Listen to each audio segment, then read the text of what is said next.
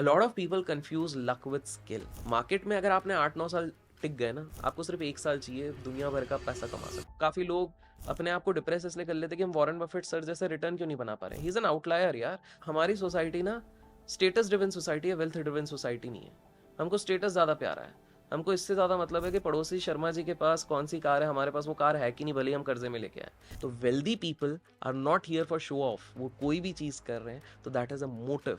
क्योंकि बचपन से हमने देखा हुआ है, हमने सुना हुआ है हमारे घर वालों से कि अमीर वही होता है जो गलत प्रैक्टिसेस करता है। इकोनॉमिक टाइम्स ने एक सर्वे किया था इंटरेस्टिंगली 2008 एंड 2009 में। उनने जाके चेक किया कि सबसे ज़्यादा कार्डियक पेशेंट्स किस फील्ड से आ रहे हैं।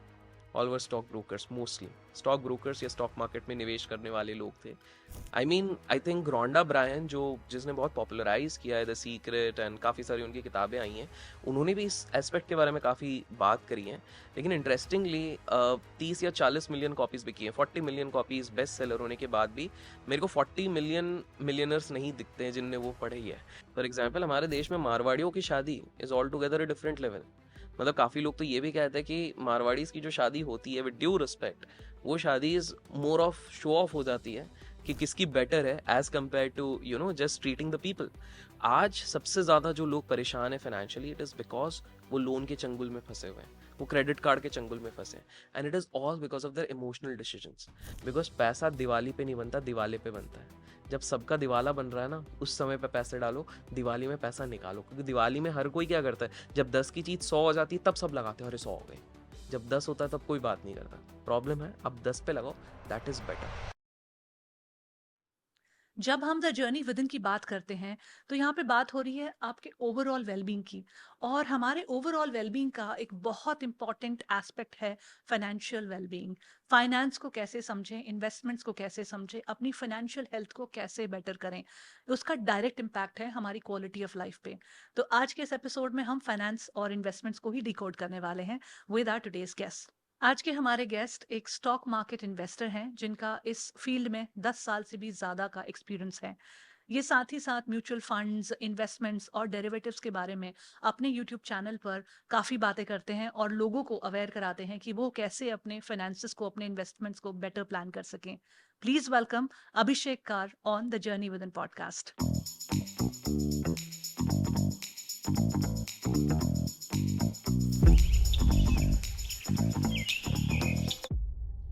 Thank you so much for inviting me over here. And कोशिश हमारी यही रहेगी कि हम वैल्यू दे सकें आपके ऑडियंस को और काफ़ी सारी चीज़ें सिखा के जा सकें। अभिषेक, आप तो एक सीजन्ड इन्वेस्टर हो, तो आपको काफ़ी सारे अपने ट्रेड के ट्रिक्स पता हैं, हैक्स पता हैं, काफ़ी सारी मार्केट रिसर्च आपने की हुई है। लेकिन कोई जो आज शुरू करे स्टॉक्स में इन्वेस्ट करना, कहाँ से शुरुआत की जाए, कैसे सेल्फ एजुकेट करें? What are the 3 basic simple tools and steps that one can start investing in stock market with? Read some basic books. Basic books थोड़े से पढ़िए। किस तरह के? जैसे मार्केट में क्या, common stocks uncommon profit, very basic book. Coffee can investing by Saurabh Mukherjee, very basic. Then you have हमारे you have one up on the Wall Street, Peter Lynch की कुछ 2-3 किताबें। अब इस तरह के पहले बेसिक बुक्स पढ़िए। Basic books are actually going to build up a foundation for you. आपको समझ में आएगा स्टॉक्स क्या है, बॉन्ड्स क्या है, ट्रेजरी बिल्स क्या होते हैं, इन्वेस्टमेंट के क्या नए एवेन्यूज हैं, कब इन्वेस्टमेंट करें, क्यों इन्वेस्टमेंट करें, डर के समय क्यों इन्वेस्ट करें, किस तरह की कमाई। ये बहुत बेसिक किताब है।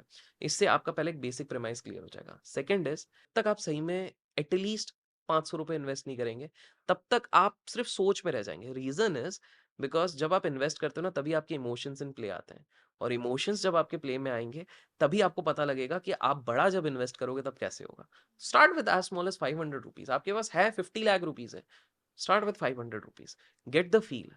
देखो आपका कितना पाल्पिटेशन होता है, क्योंकि यहीं से आपको स्टाइल पता लगेगा। आपको पता लगेगा आपकी रिस्क टॉलरेंस कितनी है, आपको पता लगेगा आपका पेशेंस कितना है। काफी सारे लोग आज 500, अरे बढ़ नहीं रहा, अगले दिन वो निकाल। आपका माइंडसेट भी शॉर्ट टर्म माइंडसेट है आपका, या लॉन्ग टर्म इन्वेस्टमेंट के साथ आप रह सकते हो, पेशेंस है, एग्जैक्टली exactly. तो रेजिलियंस है या दिस नहीं? Is exactly what is going to help you out कि हाँ, अब रह सकते हैं, नहीं रह सकते। This is what is going to help you out. तो second step is, start with as little as 500 rupees. Don't put. कुछ लोग बोलेंगे जिनने थोड़ा सा एक्सपर्टीज हो गया कि फ्यूचर एंड ऑप्शन में हम कैसे करें, मत करो बॉस। 3 साल तो निकाल लो मार्केट में।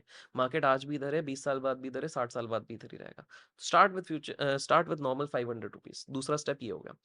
तीसरा step, once you get through the process, you are reading books, slowly have started consuming social media पे, यूट्यूब चैनल्स पे गए, काफ़ी सारी चीज़ें आजकल फ्री में अवेलेबल हैं। जब आप ये कर रहे हो, now you have to devise your own strategy. कभी भी शेयर बाजार में बोरोड विजडम में किसी ने भी लॉन्ग टर्म में पैसे नहीं बनाए हैं। एट द एंड अपनी गाड़ी हमें खुद ही चलानी है। सेल्फ ड्रिवन वाली गाड़ियों का कंसेप्ट इंडिया में नहीं चल पाता, एक्सीडेंट हो जाता है।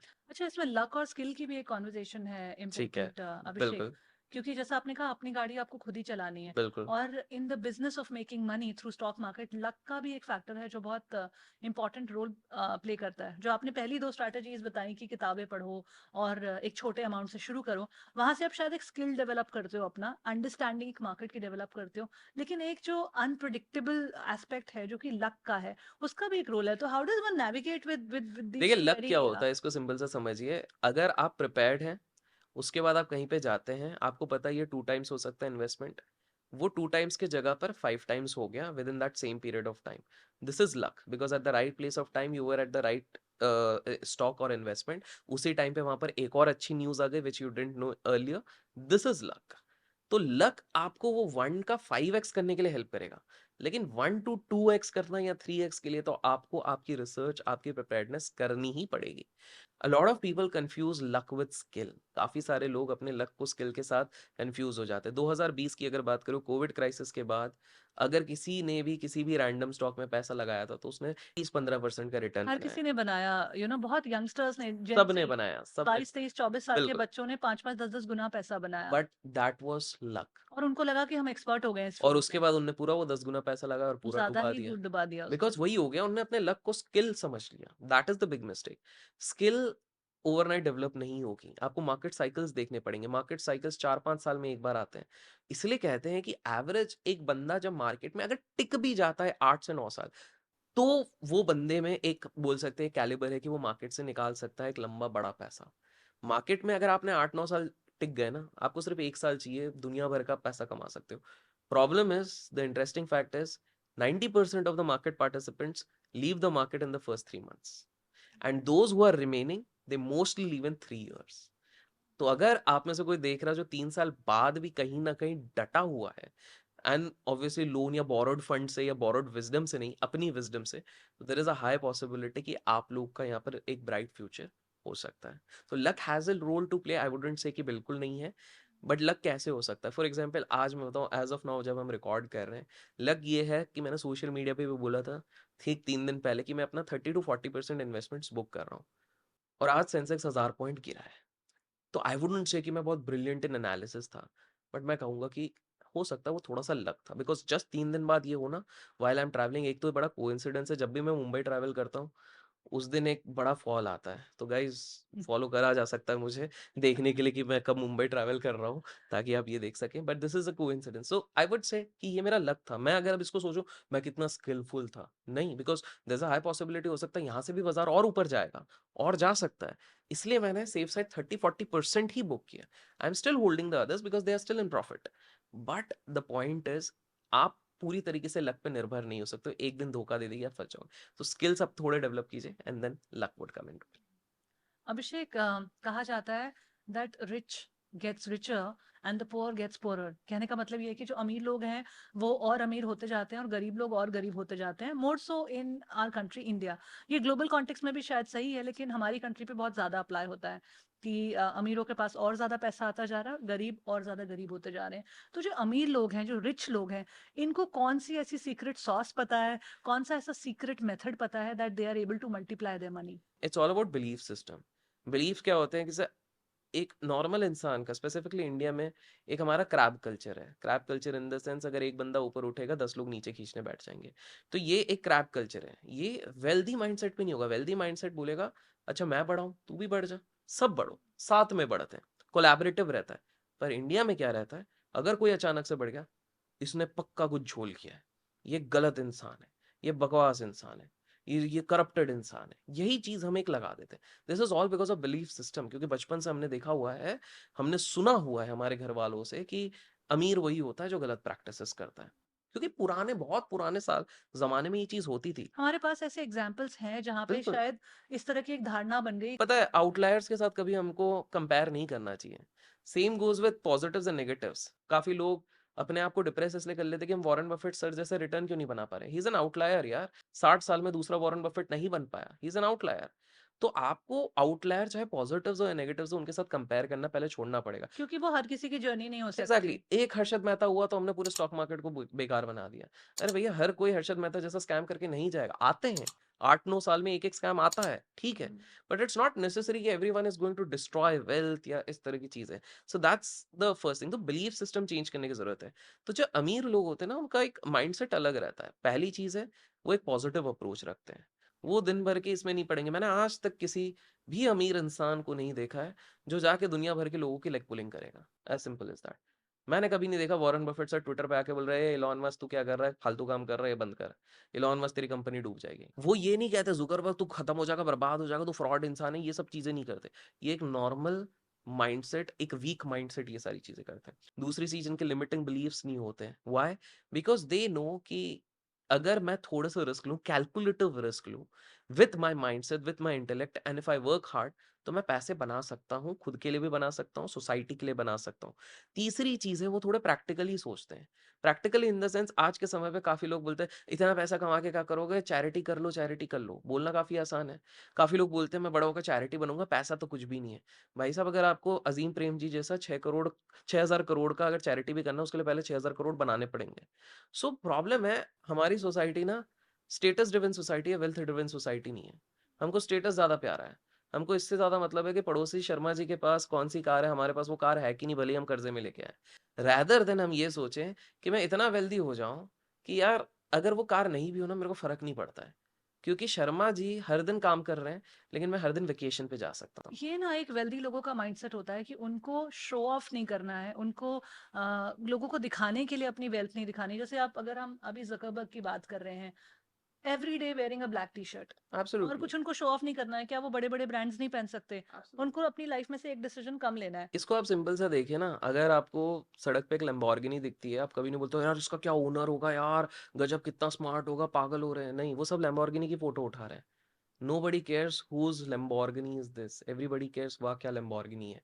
कोई ये नहीं कहता यार अभिषेक क्या लैम्बो लेके घूम रहा है। सब बोलेंगे यार लैम्बो तो गजब है यार, क्या बात है। और सबको लैम्बो के साथ फोटो खींचनी है, आपके साथ नहीं खींचनी कि भाई तू भी बैठ जा अंदर तेरे साथ में फोटो खींच लूं। शो ऑफ वाला जो कल्चर है, again we have borrowed it from the West. कभी भी वेल्दी इंसान ये नहीं करता। आपको पता है दुनिया के सबसे वेल्दी इंसान एक फैमिली है रॉथशाइल्ड्स करके, $2 ट्रिलियन के उनके हैं। कभी आपको मीडिया पे भी नहीं दिखेंगे, कहीं शो ऑफ नहीं कर रहे हैं। Like you mentioned about Zuckerberg, Steve jobs shorts में पहन के चले जाते थे, इधर-उधर घूमते थे। अच्छा आपने एक इंटरेस्टिंग चीज़ बताता हूँ, आपने देखा होगा कि रिच लोगों को ना घड़ियों का, लग्ज़री वॉचेस का बड़ा शौक है। तो मैंने देखा मुकेश अंबानी जी के जो बेटे हैं, छोटे बेटे, उनके पास 80 करोड़ की घड़ी है, 80 करोड़। सब बोले अरे इनके तो अंधा पैसा है, तो पागल है, इस तरह से लोगों ने थोड़ा दिमाग नहीं लगाया। Do you know why people buy these watches? Because ये वॉचेस भी उनके इन्वेस्टमेंट्स है। लग्जरी वॉचेस का प्राइस डिक्लाइन नहीं होता है, अप्रिशिएट होता है। वही 80 करोड़ की चीज आज से कुछ साल में 150 करोड़ की हो जाएगी, 150 करोड़। वो किसी अरब के बच्चे को जाके वो गिफ्ट तो नहीं करेंगे, उसको बेच देंगे 150 करोड़, 70 करोड़। डायरेक्ट वहां पे प्रॉफिट है। हम लोग सोचते हैं हमारी घड़ी तो सेम टाइम दिखा रही है, उनकी घड़ी भी सेम टाइम दिखा रही है। No, that is the reason. But एक नॉर्मल इंसान रोलेक्स क्यों एस्पायर करता है? वो सोचता है कि मैं भी महंगी घड़ी खरीदूंगा ताकि लोगों को देखो देखो मैंने महंगी। नहीं, दीज पीपल जो इतने बड़े बड़े लोग हैं वो घड़ियां एज एन इन्वेस्टमेंट कर रही हैं। These are alternate investment for them. Painting, सब सोचते हैं यार ये एम एफ हुसैन की पेंटिंग 5 करोड़ में क्यों बिक रही है। वो इसलिए नहीं कि जस्ट उनको सजाना है, वो इसलिए भी है कल को in terms of crisis there are art lovers who would be ready to pay 10 crores for that artist also, क्योंकि काफी ज्यादा रेयर है। Wealthy people, do you know why they own yacht? It is not just for show of. दो reason है। पहली चीज है एक यॉट की पार्टी में, मेगा यॉट की अगर पार्टी में भी आपको जाना है तो आपकी हैसियत होनी चाहिए कि आप एक दिन का एटलीस्ट 60 लाख रुपीज दे सको। जो एक दिन का 60 लाख रुपए देके उस यॉट में जाएगा उसकी हैसियत कितनी होगी? तो बिजनेस डीलिंग उस लेवल की होगी। दूसरी बात है इंटरनेशनल वाटर्स में अगर आपका यॉट रहता है तो आपके ऊपर इंटरनल एजेंसीज अटैक नहीं कर सकती है, उसको सीज नहीं कर सकती है। तो आज भी इंटरनेशनल वाटर्स में काफी सारे ऐसे मेगा यॉट्स हैं जिनके अंदर शायद $200 बिलियन के कॉन्ट्रैक्ट्स होंगे, $100 बिलियन के कॉन्ट्रैक्ट्स होंगे। बिकॉज कल को आपके इधर रेड बढ़ गई, कुछ भी होगा तो आपका वो सेफ है। तो wealthy people are not here for show off. वो कोई भी चीज कर रहे हैं तो दैट इज अ मोटिव। हम लोग जो है थोड़े से फियर से अप्रोच करते हैं स्टॉक मार्केट को। जो ट्रेडिशनल माइंडसेट है टुवर्ड्स स्टॉक मार्केट वो बहुत खुला हुआ माइंडसेट नहीं है। So why are people fearful of stock markets? क्यों लगता है लोगों को स्टॉक मार्केट से इतना डर? तो देखिए ये जो डर है ना, ये पूरी इसके ना हिस्टोरिकल एविडेंसेस हैं। ये थोड़ा-सा इतिहास में मैं जाना चाहूँगा जिससे कि आपको पता लगेगा कि हम इतना ज़्यादा डरते क्यों हैं। तो इस डर का पहला बीज बोया गया था 1929 में। सो 1929 में 20 से 29 के बीच में यूएस का मार्केट बहुत अच्छे से बढ़ रहा था। बिकॉज़ वहाँ पर नए-नए इंडस्ट्रियल प्रोडक्ट्स आने लग गए थे। पहले लोग हाथ से बुनाई करते थे, फिर मशीन आ गई उस समय पे। आयरन आने लग गया, काफ़ी सारे इंस्ट्रूमेंट्स आने लग गए जिसके चक्कर में एक रैपिड ग्रोथ हो रहा था यूएस में। एंड ऑब्वियस सी बात है कि जब कोई इकोनॉमी बहुत ज़्यादा बढ़ती है, तो लोगों के पास एक्स्ट्रा पैसे रहते हैं और एक्स्ट्रा पैसे वो फिर सोचते हैं कि मेरे पास सेविंग्स के बाद अगर कुछ एक्स्ट्रा पैसे बने, तो मैं इसको कैसे मल्टीप्लाई कर सकूँ। तो उन लोगों ने स्टॉक मार्केट में पैसा डालना शुरू किया एंड पहली बार 1929 में यूएस में एक कंसेप्ट आया ग्रेट डिप्रेशन का। जब राइट। ग्रेट डिप्रेशन आया, उसके बाद 25 ईयर्स लग गए मार्केट को रिकवर करने के लिए। 25 साल तक अगर आपके पैसे रिकवर नहीं होंगे, तो ऑब्वियसली काफ़ी सारे लोग हताश, निराश हो जाएँगे। तो पहला एक फ़ियर बॉर्न हुआ। लेकिन उसके बाद धीरे-धीरे देखिए हम ह्यूमन्स की एक आदत रहती है कि हम कोई भी चीज़ बहुत ज़्यादा समय तक याद नहीं करते और हमारी मिस्टेक हम रिपीट करते हैं। सो फिर वापस एक एरा आया जहाँ पर लोगों ने निवेश करना शुरू किया। डर ऑलमोस्ट हट गया था काफ़ी सारे सालों के लिए। फिर धीरे-धीरे, धीरे-धीरे करके अगर मैं बात करूँ तो आगे चल के एक 2000 का एरा आया और 2000 के टाइम पे हम उसको कहते हैं डॉट कॉम बबल। उस समय पे क्या हुआ था आप जान के शॉक हो जाओगे 97 से 2000 के बीच में जितनी सारी कंपनीज़ थी, जिनका आईटी से कोई लेना-देना नहीं था, वो अगर अपनी कंपनी के सामने डॉट कॉम लगा देती थी या इंटरनेट सर्विसेज़ लगा देती थी, तो वो कंपनीज़ सबकी फ़ेवरेट हो जाती थी। So let's take an example एक सीवेज कंपनी थी जो सीवेज मैनेजमेंट करती थी। उनका इंटरनेट से कोई मतलब नहीं था। उन्होंने अपने सामने डॉट कॉम लगा दिया, विद इन अ वीक 300% उनका स्टॉक बढ़ गया। मतलब अगर किसी ने ₹1 डाला होता तो ₹3 बन गए with in a few days. Wow! So that was the kind of craze. तो ऑब्वियसली हर कोई पैसा बना रहा था। काफ़ी सारे लोगों को आज के समय पे लगता है कि सबसे बढ़िया पैसा 2020 के बाद बनाया गया है, कोविड के बाद। But you know the biggest amount of money which was made, चाहे वो भारत की बात करें या यूएस में बात करें, दैट वाज़ द एरा 96-97 से लेके 2000। Crazy kind of returns. Perspective के लिए बता दूँ, म्यूचुअल फंड्स आपने नाम तो सुना होगा, है ना? तो म्यूचुअल फंड्स में कहा जाता है कि लंबी अवधि में ये आपको 12 टू 15% का रिटर्न बनाते हैं। That is what has been said over a longer period of time. ये जो एरा था 97 से लेके 2000, इसमें कुछ सेक्टर स्पेसिफिक फंड्स थे। सेक्टर स्पेसिफिक को ऐसे समझो जो सिर्फ आईटी कंपनीज में डाल रहे थे। राइट। वो within 2 years 3 to 4 times हो रहे थे। 3 टू 4 टाइम्स म्यूचुअल फंड्स में कभी किसी ने नहीं सोचा होगा कि 3 से 4 गुना हो रहा है, वो भी इतने कम टाइम पे। That was the kind of crazy money which was people were making. The reason is 2000-2001 का जब बबल फटा, स्टॉक्स इसको ऐसे समझिए जो ₹3000 पे थे, वो रातों रात with in a few months वो 3000 की चीज ₹30 की हो गई। उल्टा हो गया, वो रिचेस टू रैग्स वाली स्टोरी बन उल्टी गई। हो गई। तो जिसके चक्कर में lot of people lost faith. फिर धीरे-धीरे करके 2004-2005 में लोगों का वापस थोड़ा विश्वास बना। विश्वास बना ही था, लोगों ने इन्वेस्ट किया था बिकॉज़ सिंपल सी बात है फिक्स्ड डिपॉज़िट के रिटर्न ज़्यादा नहीं थे। हाँ, उस टाइम पे तकरीबन 8 से 10% 8 अगर हम 8 आज से साढ़े 25 साल 8%। पुरानी बात करें करेक्ट, तो। Correct, correct. तो वहाँ से फिर लोगों ने निकाला, फिर स्टॉक मार्केट में लगाया, पैसा अच्छा बन रहा था। फिर यूएस में क्राइसिस आ गया, लेमन ब्रदर क्राइसिस। 250 साल पुरानी एक बैंक लेमन ब्रदर्स नाम की अगर कोई बैंकरप्ट हो जाती है, जो पूरी दुनिया की अर्थव्यवस्था को हिला देती है, तो कहीं न कहीं एक शॉकर रहता है काफ़ी सारे लोगों के लिए। फिर लोगों ने फेथ छोड़ा। फिर अगर हमारे देश की बात करें, 92 में हर्षद मेहता स्कैम हुआ, 2000-2001 में कोइंसाइड किया केतन पारेख स्कैम और 2008 के बाद 2008-9 के बीच में सत्यम हमारे इधर एक बहुत बड़ी आईटी कंपनी थी, उसका स्कैम हुआ। तो anyways our nation is known for multiple scams. Fear जो आपने सवाल पूछा कि इतने लोग डरते क्यों हैं? तो पहला बिकॉज़ हमारे देश में बहुत ज़्यादा स्कैम्स हुए हैं, जिसके कारण एक इन्हेरेंट फ़ियर है। दूसरा बिकॉज़ लेजिट लोगों ने सुसाइड्स किए हैं, डिप्रेशन में आए हैं। काफ़ी सारे अपना पूरा मतलब जो कहानियाँ आप सुनते हैं कि पूरे घर-बार बिक गया, सब बिक गया, ये बिल्कुल हुए हैं। आज के समय पे अ लॉट ऑफ पीपल थिंक कि आज ज़्यादा हो रहे हैं, नहीं, पहले तो बहुत हो चुके हैं। कॉन्टेक्स्ट के लिए बताऊँ 2008 का जब क्राइसिस आया था, जब सब गिरा हुआ था, गुजरात में काफ़ी सारे ब्रोकर्स ने एक एक रिवर बॉडी थी, वहाँ पर सबने जाके मास सुसाइड किया था। बिकॉज़ ऐसा हो गया था कि उनके जेब में अगर 10 लाख थे, उनके ऊपर कर्जा चढ़ गया था 10 करोड़ का। 10 लाख वाला व्यक्ति अगर 10 करोड़ के कर्जे में होगा तो वो कहाँ से निकाल पाएगा? So lot of people did mass suicide. Economic times ने एक सर्वे किया था इंटरेस्टिंगली, 2008 एंड 2009 में उनने जाके चेक किया कि सबसे ज्यादा कार्डियक पेशेंट्स किस फील्ड से आ रहे हैं। All were stock brokers, mostly stock brokers या स्टॉक मार्केट में निवेश करने वाले लोग थे, those who actually suffered from cardiac arrest at that point of time. तो ये जो इतनी सारे इवेंट्स हुए हैं both globally as well as locally, इसके चक्कर में एक इनहेरेंट फियर बन गया काफी सारे लोगों के अंदर। And today also there is a lot of fear, because आप देखते हैं जैसे हम बचपन में देखते थे कि घर पे एक वीडियोकॉन की टीवी चल रही है, सबको लगता था वीडियोकॉन अच्छी कंपनी है, बाद में पता लगा बैंकरप्सी की तरफ पहुंच गई। हमारे देश की जो fourth largest private sector lending bank थी, I won't name, I want कि लोग कमेंट्स में गेस करें कौन सा बैंक है, तो वहां पर बैंक रन हो गया, गवर्नमेंट को आना पड़ा, एलआईसी को आना पड़ा उसको बचाने के लिए। हमारे देश का एक और बहुत ही दिग्गज एक समय पे बैंक हुआ करता था, कोऑपरेटिव बैंक होता था, जिसको लगता था कि गवर्नमेंट इसको बचा लेगी। अगेन वहां पर भी बैंक रन हो गया। बैंक रन मतलब लोग लाइन लगाते हैं अपने पैसा निकालने के लिए। तो लोगों का कहीं ना कहीं एक विश्वास उठ जाता है कि हम एक तरफ तो सोचते हैं हम पैसा लगाएं शेयर बाजार पे, लेकिन फिर उसके बाद इस तरह के कुछ हादसे होते हैं, तो वो उनका पूरा साइकोलॉजी डगमगा जाता है यहाँ इस पे। तरह स्पेशली इन इंडिया हमने देखा है कि कुछ कम्युनिटीज के पास ही बहुत ज्यादा पैसा है, कुछ कम्युनिटीज ही बहुत ज्यादा स्टॉक मार्केट में इन्वेस्ट करती हैं, कुछ स्टेट्स हैं जो स्टॉक्स में बहुत ज्यादा इन्वेस्ट करते हैं। तो इसका रिलीजियस बिलीफ से या स्पिरिचुअल बिलीफ से भी क्या कोई कनेक्शन है? क्योंकि जो लोग, I know for a fact, जो लोग स्टॉक मार्केट में बहुत इन्वेस्ट करते हैं, बहुत पूजा पाठ करते हैं, बहुत तरह की रिंग्स पहनते हैं, तो कहीं ना कहीं वो रिलीजियस और स्पिरिचुअल और एनर्जीज में बिलीव करना, किसी की इविल आई में बिलीव करना, इस तरह के बहुत सारे बिलीफ्स हैं। सो ये बड़ा इंटरेस्टिंग है। जैसे ये मुझे बहुत पहले पता चला था via somebody who came into my contact. तो मेरी उनसे बात हो रही थी, तो मैं उनको ऐसे ही एक चार्ट देख के बोल रहा था कि ये कुछ अल्कोहलिक सेक्टर हैं, अल्कोहल एंड बेवरेजेस सेक्टर हैं, काफ़ी अच्छे लग रहे हैं, आप निवेश क्यों नहीं करते? एंड दैट पर्सन सेड कि हमारे इसमें ये हराम है, हम इस तरह के चीज़ें ना कंज्यूम करते हैं, ना हम इसमें इन्वेस्ट कर सकते हैं। So I think that was Bohra community के थे।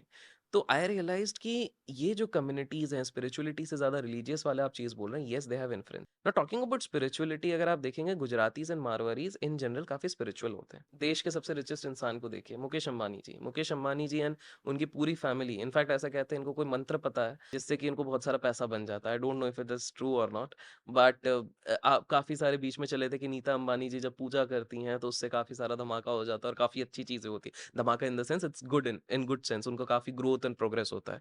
तो यस, ये इनहेरेंट है हमारे इसमें। व्हाट आई फील इज़ कि स्पिरिचुअलिटी आपके माइंड में कामनेस लेके आती है और आपको एक पॉजिटिविटी देती है, एक पॉजिटिव वाइब देती है, and that is basically what is helping these people. देखिए, आप एक तरीके से समझिए दुनिया के रिचेस्ट इंसान हो, देश के रिचेस्ट इंसान हो या जो भी हो, जितने लोग भी पैसे कमा रहे हैं, पैसे कमाने का प्रोसेस स्ट्रेसफुल होता है। तो जब इतना सारा स्ट्रेस है तो you need something which can boost your power, boost your vibes. वहाँ पर स्पिरिचुअलिटी बहुत काम करती है। अच्छा, अब कुछ लोग बोलेंगे लेकिन वेस्ट में लोग कहाँ करते हैं? बट आपको इस चीज़ को समझनी है, सबकी स्पिरिचुअलिटी को प्रैक्टिस करने का तरीका अलग है। हम लोग आइडल वर्शिप करके टेम्पल्स में जाके या based on whatever communities we are talking about, उस हिसाब से हम शायद उसको स्पिरिचुअलिटी के साथ लिंक करते हैं। बाकी लोगों का तरीका अलग हो सकता है। It could be reading a few holy scriptures, it could be talking and thinking about positive things, it could be doing some philanthropic activity, कुछ दान दक्षिणा करना एंड पॉजिटिव वाइब्स क्रिएट करना। तो सबका एक अलग तरीका हो सकता है। बट इन जनरल मैंने देखा है कि वेल्थ इन लॉन्ग रन जो बहुत लोग बनाते हैं वो स्पिरिचुअल होते हैं। मैनिफेस्टेशन लोग अपनी लाइफ के कई एरियाज में करना चाहते हैं, but money is one of the top two areas for sure. Correct. एक अपना आइडियल पार्टनर और एक मनी, आई थिंक ये दो चीजें हैं जो लोगों को अट्रैक्ट करनी है, मैनिफेस्ट करनी है अपनी लाइफ में। तो क्या कोई ऐसी मैनिफेस्टेशन प्रैक्टिसेस हैं? Firstly, do you believe in it? किस तरह से मैनिफेस्टेशन वर्क करता है फाइनेंशियल वेलनेस को इंटैक्ट रखने में? So I am not an expert in this field, but has it work for me? अगर मैं हिंडसाइट पे जाके देखता हूँ तो शायद वर्क किया है। क्या आपने मैनिफेस्ट किया था? बिकॉज आपने भी बहुत हाँ। पैसे बनाए हैं इन इन स्टॉक सो मार्केट। सो आप नंबर नहीं बता रहे हो सो हमें। नहीं, बट आई वुड लिटरली से कि मेरे जो मैं पास, आपसे ऑफ द कैमरा भी पूछ रही थी, तो आप नंबर तो नहीं बता रहे हो मुझे। आप लोग कमेंट में गेस करो, कुछ अगर बनाया होगा आपको क्या गेस लगता है, आप बिल्कुल लिख लीजिए नीचे। नहीं, मैं कहूंगा कि मैनिफेस्टेशन डज वर्क, बट जिस तरह की चीजें मार्केट में प्रमोट की जाती है towards manifestation, I don't think so that is right. काफी सारे लोग बोलते हैं बैठ के दिन भर बस सोचते रहो, डे ड्रीम करो और आप मैनिफेस्ट कर लोगे, बस पॉजिटिव सोचो, positive, that becomes toxic positivity at certain point of time. आप इधर देख रहे हो पीछे बिल आ रहा है, आप देख रहे हो लोन वाला आ रहा है, पीछे थक थक आ रहा है, नहीं नहीं मैं पॉजिटिव हूँ, मेरा लोन खत्म, लोन खत्म। लोन तब तक खत्म नहीं होगा जब तक आप एफर्ट नहीं लोगे। तो मेरे हिसाब से manifestation, what limited I could understand is, आप एक पॉजिटिव माइंडसेट रखिए, अपने ड्रीम्स को बिग रखिए, गोल्स को बिग रखिए, जो भी आपके गोल्स हैं, but you have to take action. बिना एक्शन लिए मैनिफेस्टेशन मेरे हिसाब से नहीं हो सकता। इनफैक्ट आप ये देखोगे काफी सारे लोग हैं जो लॉटरी विन करते हैं, an average lottery winner who has made $1 million actually loses the entire sum in 4 years। 4 साल के अंदर एक एवरेज लॉटरी विनर तो लूज कर देता, तो मैनिफेस्ट तो कर दिया बट मेंटेन नहीं कर पाया because they didn't take action. तो यस, मैं कहूंगा अगर फाइनेंशियल तरीके से कोई कर, मैं ऐसा कोई स्पेसिफिक स्ट्रैटेजी या कुछ यूज नहीं करता हूँ, but something which I have seen जो बहुत काम करेगा, कि आप अपना एक गोल सेट कर लीजिए फाइनेंशियल चीज पे, उसको थोड़ा स्पेसिफिक सेट कीजिए। It should not be like मेरे को रईस बनना है, रईस तो सबको बनना है, किसको नहीं बनना है। बी, आप एक बड़ा गोल सेट कीजिए, बट वो आपको लगना चाहिए कि मैं उसको अचीव कर सकता हूँ, बड़ा है। फॉर एग्जाम्पल मान लीजिए आज आप 10,000 रुपए कमा रहे हो, आप सेट करो ना 80,000, आप सेट कर लो। आप, बहुत लोगों को डर लगेगा 80,000 कैसे, लेकिन अगर आपने देखा है आपके जैसे ही थोड़े बहुत स्किल सेट्स के साथ, उससे थोड़े ज्यादा अगर 2 साल में कोई बंदा 80,000 कमा रहा है, तो now it is reliable. But आप 10,000 कमा रहे हो और आप बोलोगे मैं 2 साल में 8 लाख रुपए कमाने लग जाऊं, that is not possible, because आप खुद ही डर जाओगे उस टारगेट को सेट करके। तो थोड़ा आप ऊपर अपना लेवल अप करो, बट धीरे धीरे करके लेवल अप करो। ऐसा नहीं 10,000 से 8 लाख, 10,000 से पहले 80,000 पहुंचो, 80,000 से आप जाओ 2 लाख, 2 लाख से 4 lakh. Now it becomes easier. क्यों? दो रीजन है। आपका कॉन्फिडेंस बिल्डअप होगा, हाँ मैंने ये चीज अचीव करी है, तो now I can build up the foundation, so you can do this thing. Second, I feel जो मैनिफेस्टेशन के लिए मेरे को लगता है सबसे ज्यादा जरूरी है, being grateful. I mean, I think Rhonda Byrne, जो जिसने बहुत पॉपुलराइज किया है द सीक्रेट एंड काफी सारी उनकी किताबें आई हैं, उन्होंने भी इस एस्पेक्ट के बारे में काफी बात करी है। लेकिन इंटरेस्टिंगली 30 या 40 मिलियन कॉपीज बिकी हैं, 40 मिलियन कॉपीज बेस्ट सेलर होने के बाद भी मेरे को 40 मिलियन मिलियनर्स नहीं दिखते हैं जिनने वो पढ़ी है। तो ऑब्वियसली कहीं ना कहीं कुछ कमी आ रही है। क्यों? क्योंकि सब लोग एक बार पढ़ते हैं फिर भूल जाते हैं, उसके बाद वापस वो एक नेगेटिव लूप में पड़ जाते हैं। तो पॉजिटिव माइंडसेट, एक गोल सेटिंग कीजिए which will be big but seems achievable reasonable, goals achievable, basically. Achievable goals. पर बड़ा रखिए, ऐसा नहीं कि आज 10,000 तो बस मैं 20,000 की सैलरी नहीं, ये तो 20,000 तो आप कर ही कर लोगे ही लोगे, ये इवेंचुअली। तो इंक्रीमेंटल ग्रोथ में भी आ एग्जैक्टली, वो तो जाएगा। ऐसे ही आ जाएगा। सो थिंक कि आपके आसपास, अच्छा उस बंदे ने ये चीज करी हुई है, तो आप उस हिसाब से सोचो। That is the second thing. Third thing is कि एक मेरे को जो लगता है मेरे प्रोसेस में, you have to be alert. Self awareness in the sense, मैं कहूंगा इंट्यूटिव एबिलिटी, ये ओवर द टाइम डेवलप होगी। अब ये कैसे हो सकता है? फॉर एग्जाम्पल, ये जैसे मैं कह सकता हूँ कि यूट्यूब की जर्नी हो गई मेरी। अगर मैं अपनी स्पेसिफिक बात करूँ, यूट्यूब की जर्नी में एक कॉलेज में सेशन ले रहा था मुंबई में, तो वहां पे कुछ स्टूडेंट्स आए, स्टूडेंट्स सेड कि सर आप अच्छा सिखाते हो, आप यूट्यूब पे क्यों नहीं आते हो? अब मेरे को फिजिकल सेशन की आदत है, फिजिकल वालों को फिजिकल में ही मजा आता है। बोला कौन यूट्यूब पे जाएगा and all those things. But then उस समय पे मैंने हल्के से एक आध टाइम पास वीडियो बनाया, फिर मैंने उसको ध्यान नहीं दिया। 2020 में जब एक सीरीज आई स्कैम 1992, तब मेरे अंदर एक हंच आया, एक इंट्यूटिव आया कि यार अभिषेक, इनसे बढ़िया story telling on financial markets, financial scams आप कर सकते हो, क्यों नहीं आ जाते? पूरी दुनिया करती है। दैट हंच इटसेल्फ प्रोपेल्ड मी कि चलो इस एरिया पे अपन थोड़ा डेवलप करते हैं, story telling with financial history and financial markets. I started talking about that and then YouTube channel took off. Likewise in financial aspect also, अगर आप देखेंगे कि जैसे मेरा एक इन्वेस्टमेंट था, I can't name because I am not a SEBI registered individual, but मैं लोग हिंट दे रहा हूँ, आप लोग गेस कर लीजिए। एक डिफेंस के प्रोजेक्ट्स इनको मिलते हैं और ट्रक रिलेटेड कंपनी है।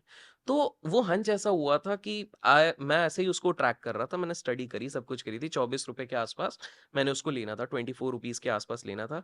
मेरा जो इनिशियल हंच बना कि भाई आप इस पे इन्वेस्ट करो, वो ये था कि exactly on the same day when I was thinking to invest, मैं शायद इंडिकेशन का वेट कर रहा था, या I don't know, it just happened. मैंने ऐसे ही इकोनॉमिक टाइम्स खोला, वहीं पर मेरे को पता लगा कि इनको डिफेंस का XYZ का प्रोजेक्ट मिल रहा है, और जिम्बाब्वे में भी इनका एक कुछ $70 मिलियन का एक प्रोजेक्ट आया हुआ है, सेम कंपनी जो मैं स्टडी कर रहा था। And I thought may be this is an indication. And वो 24 का, आई थिंक 2014 में मैंने इन्वेस्ट किया था, 2016 के आसपास मैंने उसको 90 रुपीज में निकाला, 24 का लिया था, 90 में निकाला। It went to 115 the next 2 years also, that's fine, that's not a problem. But वो 24 टू 90 मेरे वो था, तो ये कहीं ना कहीं हंच। तो मैं ये कहूंगा कि गोल बनाइए, wait for that intuitive this thing, you have to be open. हम लोग ओपन ही नहीं रहते, हम लोग सोचते कि हम जो चीज सोच रहे हैं उसी तरीके से हम वो अचीव करेंगे। There could be mysterious ways, as they say universe works in mysterious ways, तो उस हिसाब से I guess manifestation would work. यहाँ पे ना एक और इंटरेस्टिंग चीज़ है अभिषेक, आजकल हसल कल्चर का बहुत ट्रेंड है ना? हर कोई एक अपनी मेन जॉब और उसके साथ 2-3 साइड हसल्स को भी लेके साथ में चलते हैं, है ना? मूनलाइटिंग जैसी टर्म्स काफ़ी पॉपुलर हो रही हैं, जी, राइट? जी, मुझे जी, तो जी, लगा जी। था कि चाँदनी की रोशनी में कुछ इसका इस तरह का मतलब होता होगा, बट मुझे पता चला कि मूनलाइटिंग क्या होता है। जी। तो ये मूनलाइटिंग, साइड हसल कल्चर इतना बूम पे है अभी कि यंगस्टर्स की बहुत मल्टीपल सोर्सेज ऑफ इनकम है। तो हुँ। आपको क्या लगता है कि लॉन्ग टर्म में इसका वेल्थ बिल्डिंग में कुछ हेल्प होने वाला यार है? देखिए इसको एक अलग नज़रिए से अगर हम देखते हैं, तो इसका एक सिंपल सा आप समझिए कि लॉन्ग रन में ये आपको डैमेज ही करता है। और उसका एक नॉर्मल सी एक चीज़ देखिए, हसल कल्चर के चक्कर में हर कोई हसल कर रहा है, नो डाउट। लेकिन बर्नआउट बहुत जल्दी बढ़ रहा है। यू मस्ट बी सीइंग क्यों हो रहा है 30-35 की एज में people are suffering from cardiac arrest. अगर आप गुजरात में जाते हैं 2000 लोग under the age of 27 this year suffered from cardiac arrest. क्यों हो रहा है? Somewhere or the other hustle culture is related to this. क्योंकि हम लोग इतना ज़्यादा रैट रेस में फंस गए हैं, हम लोग इतने जल्दी की मल्टीपल इनकम सोर्सेज होने चाहिए, इतना होना चाहिए। आई एम नॉट सेइंग नहीं होने चाहिए बिल्कुल होने चाहिए। बट अगर आप एक सॉफ्ट पेस पे भी चलते हो that is more relevant. Problem ये है कि आज के समय पे पेशेंस नहीं है। Patience is a commodity rare in supply these days. अगर आप पेशेंट हो, आप हसल से बेटर है कि आप एक साथ इतनी सारी चीज़ें करने की ज़रूरत नहीं है। आप 2 से 3 एवेन्यूज़ रखो ना, पहले उसको मास्टर कर लो।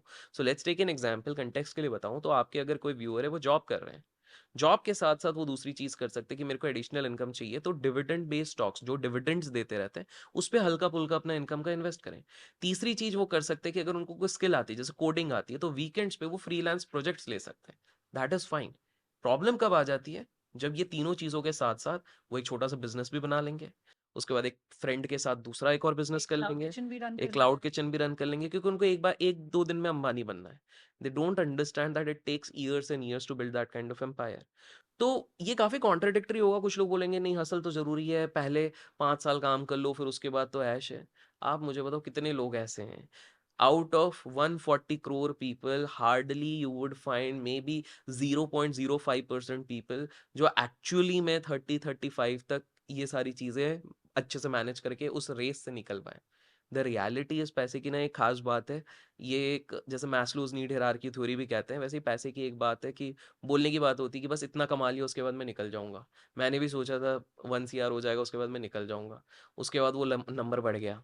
And I am not saying just because of greed or something beyond certain point ये एक नंबर बन जाता है, बट ये एंडलेस होता है। प्लस ये आपका माइंड भी ट्रेन हो जाता है कि मुझे तो ये आता है, तो हाँ, I can do it absolutely, again, मैं मैजिक एब्सोल्युटली। क्रिएट कर लूँगा। अगर अभी नहीं भी हो रहा है, अगर आपका डाउनफॉल भी जा रहा है, तो भी आपको लगता है कि मुझे तो रेसिपी पता है ना क्योंकि मैंने किया है एक बार। एग्ज़ैक्टली आप एक बार तो एक करते हो तो ईगो आपको बूस्ट भी मिलता है। ईगो बूस्ट भी मिलता है, कॉन्फिडेंस भी मिलता है। तो coming to your point hustle culture on the long run, to be honest वो सही चीज़ नहीं है। बिकॉज़ एक बैलेंस होना ज़रूरी है। हम लोग ना बैलेंस करना ही भूल गए हैं लाइफ़ को। मतलब I have seen so many people now जिनसे मैं मिलता हूँ, जिन्होंने पूरी लाइफ़ इतनी हसल कर ली है and at the age of 60 उनकी फैमिली लाइफ़ पूरी तरीके से स्पॉइल्ड है। व्हाई? बिकॉज़ उन्होंने फैमिली को कभी टाइम ही नहीं दिया। उनके बच्चों के साथ उनके रिलेशनशिप्स ही ढंग के नहीं है। उनके पार्टनर के साथ उनके रिलेशनशिप ही सही नहीं है and now it's too late. आप देखिए, अब इस चीज़ को कभी नोटिस कीजिए 15 साल पहले ना इंडिया में डाइवोर्स नाम की चीज़ हम सुनते ही नहीं थे। Suddenly we are listening so much. Is it just because lack of understanding? No. Somewhere or the other ये हसल कल्चर भी उसके लिए इंक्लूडेड है। बिकॉज़ हर बंदा, हर बंदी भाग रहे हैं कि यही समय है, पैसा कमाओ, ये करो, वो करो। वहीं पे बैलेंस की बात बहुत इंपॉर्टेंट है। तो हमारे the journey with in podcast का जो आइडिया है, वो वही बैलेंस और वही एक अवेयरनेस क्रिएट करने के लिए हम इस पॉडकास्ट को कर रहे हैं, ताकि लोगों को समझ आए कि ये तो जर्नी विद इन करना, अपने अंतर्मन को समझना, अपने इनर वर्ल्ड को समझना कितना इंपॉर्टेंट है। क्योंकि जैसे हमने शुरुआत की फ़ियर के साथ कि किस तरह से फ़ियर की साइकोलॉजी काम करती है। आप पेशेंस के बारे में बात कर रहे हो, बैलेंस क्रिएट करने के बारे में बात करते हो। ये सब बातें तभी हो सकती हैं जब आप अपने आप को जानते हो कि आपकी क्या प्रायोरिटीज़ हैं, आपके लिए क्या कितना इंपॉर्टेंट है। हर चीज़ की कॉस्ट है और आप कौन-सी कॉस्ट दे सकते हो। तो जर्नी विद इन पॉडकास्ट के थ्रू हमारा यही एम रहता है कि हम लोगों को वो बैलेंस करना सिखा सकें by taking their journey with in. और हम डिफरेंट डिफरेंट तरह की स्टोरीज़ के थ्रू, जैसे कि आज आपकी स्टोरी के थ्रू, अलग-अलग प्रोफेशंस के थ्रू नेविगेट करते हैं कि आप जैसे लोग कैसे ये अपने डीपर इमोशंस को समझ के अपनी लाइफ में डिसीजन लेते हो। तो मैं जो अगला सवाल है वो डिसीजन मेकिंग के ऊपर ही लेकर आना चाहती हूँ। आपने कहा कि इमोशंस बहुत बड़ा रोल प्ले करते हैं हमारे फाइनेंस रिलेटेड डिसीजंस को बनाने में, और ये बहुत सही है क्योंकि वी आर अ कंट्री जो शादियों में करोड़ों रुपए लगा देते हैं, जो घर के किसी छोटे से फंक्शन में बहुत सारा गोल्ड खरीद लेते हैं, लेन देन में गोल्ड बहुत चलता है। तो we are a country that is, that operates in space of finance related decisions with emotions. Emotions का एक बहुत बड़ा रोल है. तो इमोशंस के साथ जो एक और जुड़ी हुई कॉन्वर्जेशन है वो है इम्पल्स बाइंग की. अभिषेक, हेल्प मी अंडरस्टैंड कि इमोशंस जो हैं वो फाइनेंशियल डिसीजन मेकिंग में कैसे आपको गवर्न करते हैं और कैसे हम अपने इम्पल्सेस को कंट्रोल करें. सो इमोशंस देखिए, एट प्रेजेंट हमको ना एक बहुत पहले इंपॉर्टेंट चीज समझनी पड़ेगी। इम्पल्सिव बाइंग इसलिए होती है बिकॉज हम ना डिलेड ग्रेटिफिकेशन का कंसेप्ट फॉलो नहीं करते हैं। What is delayed gratification? कि कोई चीज़ें अगर हम कंट्रोल कर सकते हैं, रोक सकते हैं, जो ज़रूरी नहीं है आज के समय पे हमको यूज़ करना, हम उस चीज़ को अप्लाई करें। प्रॉब्लम ऐसी हो जाती है कि आज के समय पे हमको दिखता है कि मेरे पास सैलरी आई है 50,000 रुपीज़ की। मेरे को दिखा नया मार्केट में नया आईफोन आया हुआ है विच इज़ कॉस्टिंग 1,50,000। अब मैं अपने आप को रोक नहीं पा रहा हूँ बिकॉज़ मेरे को अपने पड़ोसियों को दिखाना है कि देखो मेरे पास तो आईफ़ोन है, कि मैं बड़ा आदमी हूँ। Now what I will do is 50,000 तो मेरी सैलरी आ रही है, कट-पिट के मैं जैसे-तैसे 20,000 उधर से लगा रहा हूँ, बाकी मैं क्रेडिट कार्ड पे चढ़ा रहा हूँ ईएमआई पे। Now this is a very big problem because इसी के कारण हमारी सोसाइटी मैक्सिमम एक ट्रैप में फँसती है जिसको कहते हैं डेट ट्रैप। आज सबसे ज़्यादा जो लोग परेशान हैं फाइनेंशियली, इट इज़ बिकॉज़ वो लोन के चंगुल में फँसे हुए हैं, वो क्रेडिट कार्ड के चंगुल में फँसे हैं, and it is all because of their emotional decisions. अब जस्ट इमेजिन अगर कोई बंदा अपने इमोशन पे कंट्रोल करता, वो सोचता कि यार मेरा काम अभी 10,000 के फ़ोन से भी चल सकता है, today there are multiple options, मेरे को कौन-सा कंटेंट क्रिएटर बनना है। हाँ, if there is a content creator plus you can monetise it within a specific period of time, तो सेंस तो बनता है। वो एक इन्वेस्टमेंट हुआ तो वो आपका अपने इन्वेस्टमेंट बिजनेस हो में. क्योंकि वो रिटर्न बना के देगा और आपको वो 1.5 लाख वहाँ से निकल जाएगा। करेक्ट. लेकिन एक नॉर्मल है जस्ट बिकॉज़ पड़ोसी को शो करने का है, तो आप अगर इमोशनल होके वो चीज़ करोगे तो आप कभी नहीं कर पाओगे। आज जैसे आपने शादियों की बात करी, बिल्कुल होता है। आपको पता है average cost of a marriage in Delhi आज के समय पे एवरेज कॉस्ट 30 लाख रुपए जा रही है, एवरेज कॉस्ट। अब इसको एक टेक्निकल टर्म से समझो, थोड़ा लॉजिकल हम समझते हैं। एक इंसान की जॉब लगती है, लेट्स से अर्ली 20s में लगी, 21, 22, 3 साल बाद उसकी अगर शादी फिक्स होती है, जितनी भी अच्छी जॉब लगी है उसके बाद सेविंग खुद की 4 से 5 लाख होगी, घर वाले 5-10 लाख दे देंगे। In most of the cases वो 10-15 लाख अगर वेल टू डू फैमिली से नहीं है तो वो उधार ले रहा है। अब उसकी शुरुआत ही कैसे हुई? चलिए हनीमून तक तो बढ़िया है, लौट के जब आए हैं, तो वो साइकोलॉजिकल डैमेज आप देखिए कि यार घर का तो ईएमआई दे रहे थे, गाड़ी का भी दे रहे हैं, अब शादी वाले ईएमआई अगले 5 साल तक देना है। खुशी वो 2 वक़्त की है, उसमें भी फूफा जी सुना के जाएँगे कि नमक कम था, बट ये वाली चीज़ आपकी चल रही है। तो अगर उस इमोशनल वेवलेंथ में हम ना फँसे कि नहीं हमको दुनिया को दिखाना है, and this happens into certain communities. For example हमारे देश में मारवाड़ियों की शादी is all together a different level. मतलब काफ़ी लोग तो ये भी कहते हैं कि मारवाड़ीज़ की जो शादी होती है विद ड्यू रिस्पेक्ट, वो शादी is more of show off हो जाती है कि किसकी बेटर है as compared to just treating the people. तो इट्स वेरी इंपॉर्टेंट कि हम ये चीज़ समझें, हमको ये धीरता चाहिए, हमको ये स्थिरता चाहिए कि अगर हम इमोशनल होके सारे डिसीजंस लेंगे, that is the root cause of biggest financial troubles. तो इसको हम बैलेंस कैसे कर सकते हैं? मतलब अपनी जितनी चादर हो उतने ही पैर फैलाने यू चाहिए. गॉट द आंसर, बिल्कुल उतना ही है। दूसरी चीज़ है ना, इधर ही थोड़ा-सा प्रैक्टिसेस आपको करना पड़ेगा। देखिए, we are cluttered with so many things. आप सोशल मीडिया खोलेंगे 10 तरह के एड्स दिखेंगे, न्यूज़पेपर खोलेंगे, आजकल न्यूज़पेपर में न्यूज़ कम एड्स ज़्यादा रहते हैं। एड्स ही हैं मुझे लगता है. अब एड्स तो बिल्कुल, न्यूज़पेपर रह ही नहीं गए हैं. जो हम बिल्कुल। बचपन में पढ़ा करते थे, एब्सोल्युटली वहाँ वो कंटेंट था, क्वालिटी ही नहीं है. अब एड्स है। तो अगर आप इसको इस हिसाब से देखते हैं, हर जगह सिर्फ एड्स हैं, हर जगह ये सारी चीज़ें हैं, तो इट बिकम्स वेरी डिफिकल्ट कि आप अपने माइंड को किस तरह से सेव कर सकें। और इसलिए बहुत इंपॉर्टेंट हो जाता है आज के समय पे हम थोड़ा-सा प्रैक्टिस करें, किस प्रकार से हम अ, माइंडफुलनेस को थोड़ा-सा प्रैक्टिस करें, थोड़ी बहुत स्पिरिचुअलिटी करें। ये सारी चीज़ें आपके माइंड को फोकस और काम रहने पे हेल्प करेंगी। आप सोचो यार, दुनिया का सबसे अमीर, one of the most richest person Warren Buffett, वो फ्रूगल रह के पुरानी एक, मैं ये नहीं कह रहा हूँ 60 साल पुरानी गाड़ी चलाओ, 60 साल पुराने घर पे रहो, लेकिन वो व्यक्ति इतना कुछ रह के वो एक बंदा रह लिया है। Why can't you? इनफैक्ट मैं अगर बात करूँ, आज अगर इलॉन मस्क की भी बात करें, इलॉन मस्क जब मल्टी मिलियनर बन गया तो उसके बाद रेंटेड हाउस में रह रहा था। लेकिन अगेन एक इमोशनल हमारा डिसीजन होता है कि अपना खुद का एक खुद घर का लें। घर होना चाहिए. अब ये भी डिबेटेबल होता है। मैं कहूँगा हाँ, at one point of time होना चाहिए, लेकिन अर्ली एज में मत लीजिए। इमोशनल डिसीजंस को कंट्रोल करने के 3 सिंपल से तरीके हैं। स्पिरिचुअलिटी को थोड़ा-सा आप कर लीजिए, थोड़ा सेल्फ अवेयर हो जाइए, एंड तीसरी चीज़ है डेटा ड्रिवन चीज़ें कीजिए, अपने लॉन्ग टर्म गोल्स के हिसाब से डिसाइड कीजिए, that is going to be helpful. India का मिडिल क्लास का जो तबका है वो बहुत बड़ा है. बिल्कुल। और वो तबका जो है वो चाहता है कि मेरा पैसा सिक्योर रहे हमेशा. वो सेफ्टी और security, stability of the money की तरफ ज़्यादा जाते हैं. ट्रेडिशनली यही हमको एडवाइस मिलती है कि स्टॉक मार्केट्स की तरफ मत जाइए। मत जाइए। लेकिन पिछले कुछ सालों से जो थोड़ी अवेयरनेस बढ़ गई है, डिजिटल इंडिया हो गया है, बहुत सारे लोग इंटरनेट पे आ गए हैं, आप जैसे लोग भी हैं जो अवेयर करा रहे हैं, बहुत सारे कोर्सेज़ आ गए हैं, तो एक अवेयरनेस बढ़ गई है। लेकिन जहाँ तक हम स्कैम्स की बात करें, करप्शन की बात करें और जो इंडिया में जो पर्टेनिंग इश्यूज़ हैं, चाहे वो जियोपॉलिटिकल इश्यूज़ में भी जो इंडिया का एक हाथ रहता है, एक रोल रहता है, कुल मिला-जुला कर बात करें तो आपको लगता है कि इंडिया आज की डेट में एक वायबल मार्केट है लोगों के लिए from the stock market point of view invest करने के लिए? तो बिल्कुल है, इसको आप इस तरह से समझिए। एट प्रेजेंट इंडिया की इकोनॉमी $3 ट्रिलियन की इकोनॉमी हम कहते हैं अप्रॉक्सिमेटली, और एज पर इकोनॉमिक सर्वेज ये चीज़ निकल चुकी है कि आने वाले 8 साल में Indian economy will go to $9 trillion, मतलब यहाँ से 3x। एंड ये बड़े बड़े इकोनॉमिस्ट कह चुके हैं, बड़े बड़े रिसर्चर्स कह चुके हैं, बड़े बड़े लोग कह चुके हैं। तो पहली चीज़ है कि कहीं ना कहीं डेटा पॉइंट तो कह रहा है कि हम ग्रो करेंगे। एक इंटरेस्टिंग चीज़ है, इंडिया 6% से ग्रो करता है even when we are sleeping. जब हम सो रहे हैं तब भी 6% से, क्योंकि मैन्युफैक्चरिंग चल रहा है, इंडस्ट्रीज चल रही है, प्रोडक्शन चल रहा है। तो जब हम सो रहे हैं तब भी 6% से ये बढ़ रहा है। हमारे पास सबसे बड़ा पावर पता है क्या है? हमारे पास है एक चीज़ कहते हैं डेमोग्राफिक डिविडेंड्स। इसको सरल कर देता हूँ।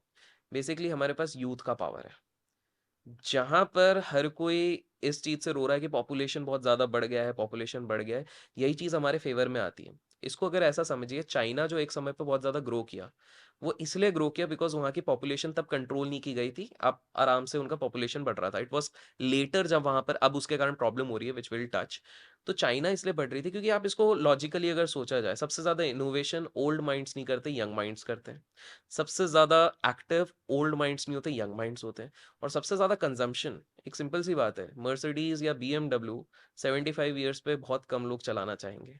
मैक्सिमम चाहते हैं अंडर 40, अंडर 45 हम लोग वो गाड़ी चलाएं। तो कंजम्पशन कौन ड्राइव कर रहा है? Young population. और एट प्रेजेंट इंडिया के पास सबसे बड़ा यंग पॉपुलेशन है। तो इनोवेशन जो ग्रोथ को प्रॉस्पर करेगा, जो प्रॉस्पेरिटी लाएगा, वो यंग पॉपुलेशन है। कंजम्पशन, वो यंग पॉपुलेशन है। यंग लोग ही आज पिज्जा खा रहे, बर्गर खा रहे, जिसके कारण इनके स्टॉक्स चल रहे हैं, इनके स्टॉक मार्केट के वैल्यू बढ़ती जा रही है। तो पहली चीज इनोवेशन हो गया, ये सारी चीज। तो इसको डेमोग्राफिक डिविडेंड्स बोलते हैं, जो हमारे पास रिच है। चाइना में जैसे उन्होंने वन चाइल्ड पॉलिसी कर दी है, उसके बाद वहां पर बहुत प्रॉब्लम्स होने लग गई इन द सेंस। अब क्या हो गया कि डिपेंडेंट वर्सेस डिपेंडेंसी वाला रेशियो काफी चेंज हो चुका है। वहां पर डिपेंडेंट लोग काफी ज्यादा हो गए क्योंकि ओल्ड एज हो गए। Beyond a certain age, let's say आप 75-80 हो जाते हो, आप काम कर सकते हो, आई एम नॉट सेइंग नहीं कर सकते हो, बट आपकी capacity to think, capacity to invest, capacity to do a lot of things वो डिक्लाइन हो जाती है, डिमिनिशिंग रिटर्न्स हो जाता है। वहीं पर इंडिया के पास आज एवरेज पॉपुलेशन 25 to 30 का बहुत बड़ा चंक है। तो ये एक बहुत बड़ा, क्योंकि ये इनोवेट कर रहे हैं, स्टार्टअप्स में काम कर रहे हैं, नए नए बिजनेसेस कर रहे हैं, per capita इनकम को बढ़ा रहे हैं। तो that is second reason. Third reason why India will still be a viable thing is because we are in a growth phase. US UK की बात करें तो they are on a stagnation phase. इसको एक सिंपल तरीके से अगर हम बात करूं, आज अगर मुझे इन्वेस्टमेंट करना है इन रियल एस्टेट ऑल्सो, अगर मैं दिल्ली या मुंबई के एक प्राइम लोकेशंस पे जाता हूँ, तो कुछ करोड़ रुपए तो चाहिए।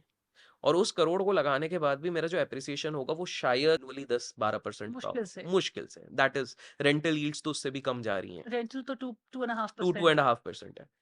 वहीं पर if I go and look around tier 2 cities, tier 3 cities, there is a high possibility. अगर मैं इंस्टेड ऑफ मुंबई, मैं अगर नागपुर या नासिक सोचता हूँ, अगर इंस्टेड ऑफ दिल्ली मैं सोचता हूँ कि यार थोड़ा सा मैं चंडीगढ़, या चंडीगढ़ भी छोड़ो और थोड़ा सा आगे कहीं पे निकल जाता हूँ, those are more viable options. अगर मैं थोड़ा महाराष्ट्र के आउटस्कर्ट्स लातूर चले जाता हूँ, मैं इन तरह एरियाज पे चले जाता हूँ, नासिक चले जाता हूँ, जहाँ पे थोड़ा डेवलपमेंट आना शुरू हो गया और वो आगे और डेवलप होंगे। तो जिस तरह से हमने रियल एस्टेट में देखा कि tier 2 tier 3 cities are more promising, likewise investment की दुनिया से देखो तो यूके एंड यूएस में एक स्टैग्नेशन है। As we speak US already $33 trillion के डेट से जूझ रही है। $33 ट्रिलियन एक डेट सीलिंग का कंसेप्ट होता है, उसको बढ़ाते जा रहे हैं, और कर्जा लो, और कर्जा लो, और कर्जा लो, किसी दिन ये बम फट जाएगा। लेकिन इंडिया के जीडीपी के हिसाब से अगर हम बात करें, जिस तरह ग्रोथ हो रहा है, हमने उतना कर्जा नहीं लिया है रिलेटिवली। तो relatively we are better place, relatively more innovation का स्कोप है, relatively a lot of countries are now looking up to us. 2020 के पहले क्या हो गया था, China was one preferred option for a lot of people. But जैसे ही लोगों को पता लगा कि भाई maybe they are not that friendly when it comes to business. तो पहले जो लोग बहुत स्टक हो गए थे ना कि अपने बिजनेस से शिफ्ट करें कि नहीं करें, वो करने लग गए। 2018 के बाद काफी सारे medical manufacturing, API manufacturing India में होने लगी, चाइना से ऑलरेडी शिफ्ट होने लगी, वहां पर एफडीए रेगुलेशंस लगने लग गए। लाइकवाइज अगर आप बात करेंगे, इंडिया में काफी सारे इस जो मैन्युफैक्चरिंग वाली चीज थी वो आने लग गई, बिकॉज चाइना के बाद जो चीप लेबर है वो ग्लोबली अगर वो देखा जाए वो इंडिया में इंडिया है। में है। तो चीप लेबर से बेसिकली आपका प्रॉफिट मार्जिन बढ़ जाएगा, बिकॉज आप सोचो ना, आप अगर एक जगह पे 5,000 देके काम निकाल सकते हो वर्सेस एक जगह पे 50,000 देके सेम काम निकालोगे, ऑब्वियसली काफी सारे लोग आएंगे। एग्जैक्टली। तो दैट इज प्रिसाइसली कि हमारे पास, अब कुछ लोग सोच रहे होंगे कि कितने साल तक ये चीज चलेगी। At least for the next 25-30 years, these are the glorious years for us. ये प्रेडिक्टेड नंबर्स है। Exactly 25 to 30। उसके बाद क्या होगा we don't know, but these are the provided aliens हम पे अटैक करके खत्म ना कर दे।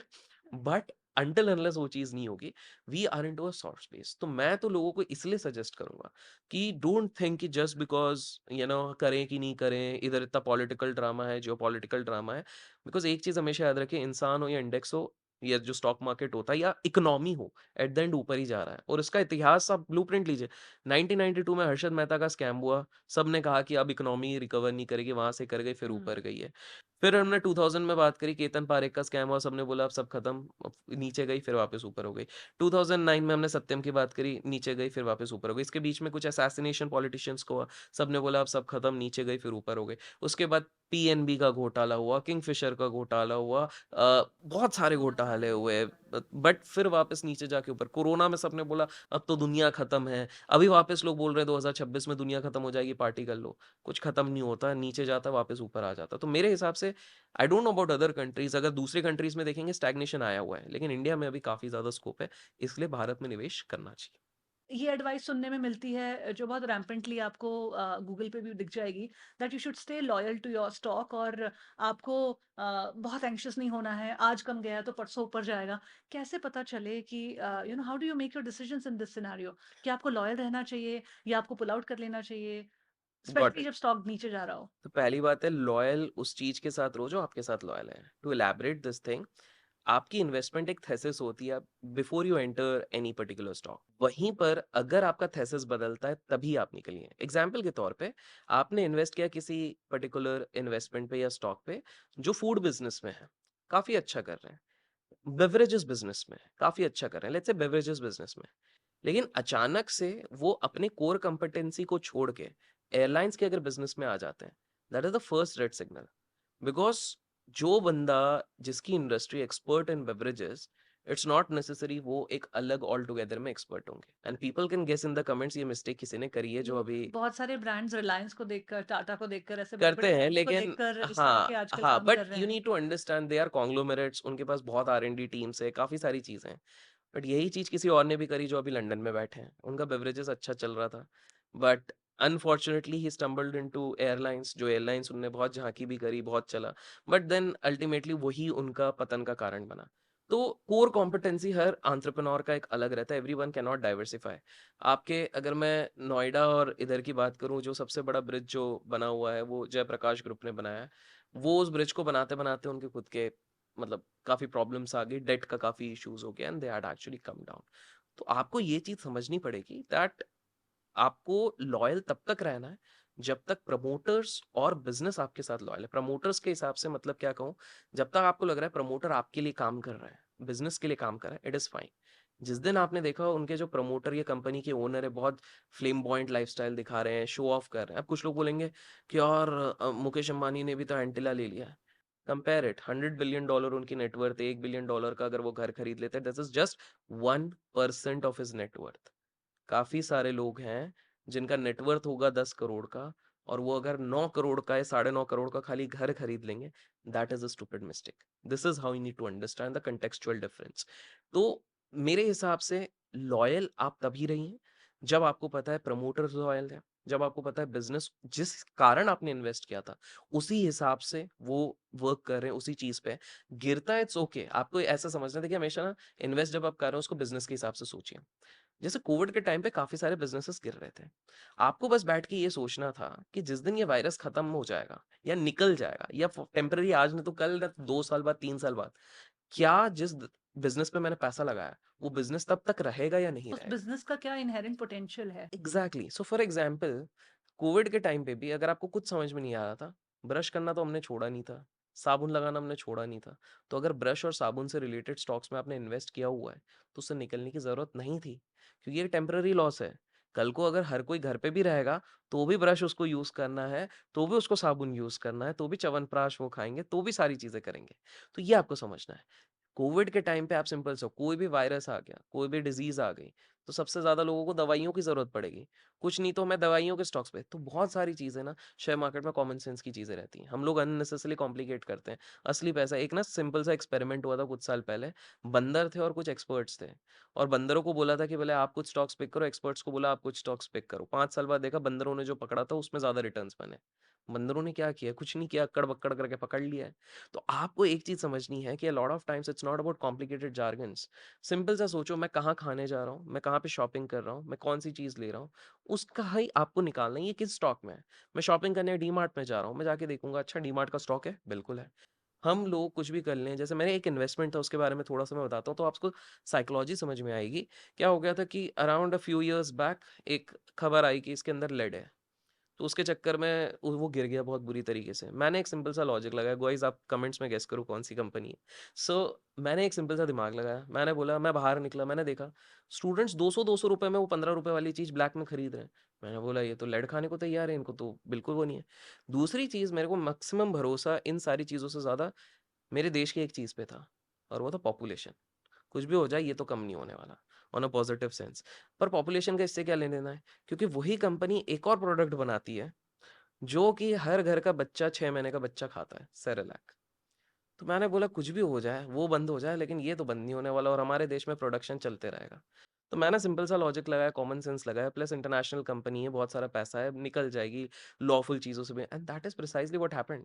वो इन्वेस्टमेंट वहाँ से 3 गुना हो गई है बिना देखे, डिविडेंड से ही पूरा इन्वेस्टमेंट फ्री हो चुका हुआ है। Point I am trying to make is a lot of time it's all about common sense. तो मैं उस पे स्टिक अराउंड क्यों किया? क्योंकि आज भी वो बच्चों का वो भी प्रोडक्ट बना रही है, चॉकलेट्स भी बना रही है, सब कुछ बना रही है, हर चीज़ है। लोगों की ब्रांड लॉयल्टी है उसके तरफ पे। उनके अगेंस्ट कुछ कॉम्पिटिटर आए कि हमारे इसमें लेड नहीं है, आप ये खाओ, लेकिन सॉरी उसका टेस्ट बिल्कुल अच्छा नहीं है। तो काफ़ी सारे ऐसे लोग हैं, तो ब्रांड लॉयल्टी जहाँ पर हो। दूसरी चीज़ है आप ये देखिए कि इन्वेस्टमेंट जब गिर रहा है, आप ये सोचो वही जो आपने बताया कि बिज़नेस टिकेगी कि नहीं टिकेगी, स्केल होगी कि नहीं होगी, बिल्कुल होगी। तो आप उस चीज़ पे निवेशित रहो। तीसरी चीज़ आप सिंपल सा देखो अगर प्रमोटर की हरकतें थोड़ी गड़बड़ लग रही हैं कि नहीं अब ये गलत जा रहा है, अब ये हवा में उड़ रहा है, तो धीरे से अपना पैसा वहाँ से निकाल लो। हमेशा याद रखो जब मार्केट गिर रहा है या लेट्स से आपके इन्वेस्टमेंट जैसे आपने बोला लॉयल कैसे रहें, this is a time to add more quantities अगर आपकी ओरिजिनल थेसिस जुड़ी है बिकॉज पैसा दिवाली पे नहीं बनता दिवाले पे बनता है। जब सबका दिवाला बन रहा है ना उस समय पे पैसे डालो, दिवाली में पैसा निकालो क्योंकि दिवाली में हर कोई क्या करता है जब 10 की चीज 100 हो जाती है तब सब लगाते हैं अरे 100 हो गए। जब 10 होता है तब कोई बात नहीं करता। प्रॉब्लम है अब 10 पे लगाओ, that is better, that is the way to go. एक चीज़ है जो मतलब मैंने अपने फादर से सीखी है। वो ये कहते हैं कि अगर आपकी लाइफ में कोई एक एरिया सफ़र कर रहा है out of all the 8 areas of your wellbeing, जो कि physical, mental, emotional, financial, vocational, social, blah blah blah, अगर इनमें से कोई भी एक एरिया आपका सफ़र कर रहा है तो बाकी एरियाज़ भी सफ़र करेंगे। एब्सोल्युटली। एब्सोल्यूट गारंटी है इस चीज़ की। ऐसा हो नहीं सकता कि आप एक एरिया में सफ़र कर रहे हैं तो बाकी एरिया आपके बहुत अच्छे चलेंगे। बिल्कुल। वो धीरे-धीरे कहीं न कहीं वो दीमक की तरह उसको खाने लगता है। तो it is very important for us कि हम समझें कि ये माइंडसेट से ही सारी चीज़ें मतलब शायद से शुरू होती हैं। Actually that is what the journey with in होती है बिकॉज वही ये माइंडसेट का सारा गेम है। एंड बिकॉज यू सेड जैसे आपने अपने फादर का बताया बैलेंस वाली वो बिल्कुल सही बात है। To end up that I would say कि जैसे उनने बैलेंस बोला तो उसके लिए पैसा भी ज़रूरी है। तो पैसा आपकी मतलब बोलते हैं ना पैसा खुशी दे सकता है कि नहीं, just to end up with this thing. तो इसके पैसे का एक सिंपल सा कहावत है, पैसा आपको अगर आपको लगता है आपको खुशी दे सकता है कि नहीं, बट आपके 99 प्रॉब्लम ज़रूर सॉल्व कर देता है जो आपकी खुशी को ऑब्स्ट्रक्ट कर सकते हैं। तो अगर आपके 99% प्रॉब्लम सॉल्व हो गए तो there is a high probability आप खुश रह सकते हो। आज इधर बैठा हुआ इंसान है मैं पैसा कमा के क्या करूंगा, मैं पैसा सेव करके ये पॉडकास्ट देख के क्या मिलेगा। भाई साहब अगर आप पैसे बचा सको, 2 पैसे बचा सको, तभी जाके आपका जो एक ड्रीम वेकेशन है आप वो पूरा कर सकते हो। पैसे को लेके एक नेगेटिव माइंडसेट भी है। एक और सेक्शन ऑफ सोसाइटी है, एक सेक्शन की तो हम बात कर रहे हैं कि बहुत इम्पल्सिव है, बहुत पैसे जल्दी कमाना चाहता है, इंस्टेंट ग्रेटिफिकेशन चाहता है। एक ऑल्सो सेगमेंट ऑफ सोसाइटी है जो पैसे को लेके बहुत नेगेटिव भावना रखता है। जैसा कि हमने पहले भी ब्रीफली हुँ, टच किया था कि पैसे तो उल्टे-सीधे काम करके ही कमाए जाते हैं, मुझे पैसे से मतलब नहीं है, मनी कांट बाय हैप्पीनेस। इस तरह के लिमिटिंग बिलीफ्स और इस तरह की एक हीन भावना पैसे को लेके रखते हैं और फिर नेचुरली उनकी लाइफ में वही मैनिफेस्ट होता है। तो हमें बिल्कुल। बहुत ज़्यादा कॉशन रखना पड़ेगा कि हम किस तरह के माइंडसेट से अपने पैसे को अप्रोच भी कर रहे हैं और देख भी रहे हैं। अभिषेक, हमने यूएस की बात की, चाइना की बात की, इंडिया की बात की। अगर मैं कंपेयर करूँ वेस्ट और हमारे डिफरेंसेस को, वेस्ट में जो बहुत सारे पेरेंट्स हैं, they are way more wealthier than their kids. जो वहाँ के बच्चे हैं, उनके पास उतना पैसा नहीं, उतनी वेल्थ नहीं जितना उनके माँ-बाप के पास है। उनके माँ-बाप के पास बेटर बड़े घर हैं, बड़ी गाड़ियाँ हैं और बच्चे अभी भी उस हसल में लगे हुए हैं कि हम किस तरह से अपना घर बनाएँ या वो चीज़ करें। और इंडिया में ये सीन थोड़ा उल्टा हो गया है। हमारे पेरेंट्स से ज़्यादा, स्पेशली इस जनरेशन में जो अब पिछले 20-25 सालों में आई है या पिछले 30-35 सालों में भी मैं अगर लूँ तो, ये जो जनरेशन है इसके पास अपने पेरेंट्स से ज़्यादा वेल्थ है। और हम इंस्टेंट ग्रैटिफिकेशन की जब बात करते हैं, हमारी जनरेशन ने बचपन से इतना ऑपोजिट ऑफ इंस्टेंट ग्रैटिफिकेशन देखा है, डिलेड ग्रैटिफिकेशन देखा है कि कोई भी चीज़ लेनी तो मन मार लो। क्योंकि पेरेंट्स का भी एक ट्रेडिशनल माइंडसेट था कि सेव करो, फालतू खर्चा मत करो। तो आई थिंक हम इसलिए थोड़े ज़्यादा और एक्साइटेड हैं इंस्टेंट ग्रैटिफिकेशन के लिए, क्योंकि हमने इतने साल इंतज़ार कर लिया उस डिलेड ग्रैटिफिकेशन का कि कब मेरे पास वो चीज़ आए और मैं झट से ले लूँ। तो आई थिंक उस वज़ह से भी एक बहुत माइंडसेट हमारा इंस्टेंट ग्रैटिफिकेशन की तरफ अट्यून हो रहा है। बिल्कुल, बिल्कुल। तो ये कहीं न कहीं वही एक जो हमने माइंडसेट के डिफरेंसेस के बारे में बात करी, उसी के चक्कर में हो रहा है।